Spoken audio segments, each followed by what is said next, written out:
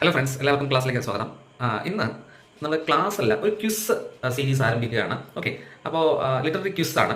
അതായത് ഞാനൊരു 4-5 പോയിന്റ്സ് പറയും. അത് ഏത് കവിതയാണ് അല്ലെങ്കിൽ നോവലാണ്, ഡ്രാമയാണ് എന്നുള്ളത് നിങ്ങൾ എന്ത് ചെയ്യണം, കണ്ടെത്തണം. ഓക്കെ, എന്നിട്ട് ആൻസർ കമന്റ് ചെയ്യുക.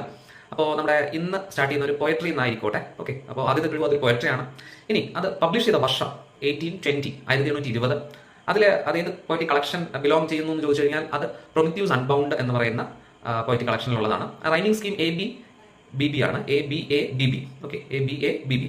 ദെൻ പിന്നെ ലിറ്റററി ഡിവൈസസ് അതിൽ യൂസ് ചെയ്തിരിക്കുന്നത് metaphor, personification, irony, imagery, alliteration ഒക്കെ ഉണ്ട്. അതിലെ മെറ്റഫർ ആൻഡ് പെർസോണിഫിക്കേഷനെ കുറിച്ച് പറഞ്ഞാൽ മെറ്റഫറിൽ ഹിഡൻ പ്രിൻസസ് എന്നും ആ ഒരു ഒബ്ജക്റ്റിനെ, അതുപോലെ അൺസീൻ സ്പീക്കർ എന്നൊക്കെ പറയുന്നുണ്ട്. ഓക്കെ, അതൊരു ക്ലൂ ആണ്. നെക്സ്റ്റ് പോയിന്റ് നമുക്ക് അതിൽ പെർസോണിഫിക്കേഷൻ അതിൽ പറയുന്നത് attributing human like qualities and emotions of അതേത് ഒബ്ജക്റ്റ് ആണത്, അതേത് കവിതയാണെന്നുള്ളത് കണ്ടുപിടിക്കാനായിട്ടുള്ള ക്ലൂ. ലാസ്റ്റ് ക്ലൂ അതിൽ തീംസ് ആണ് ഉപയോഗിച്ചിരിക്കുന്നത്.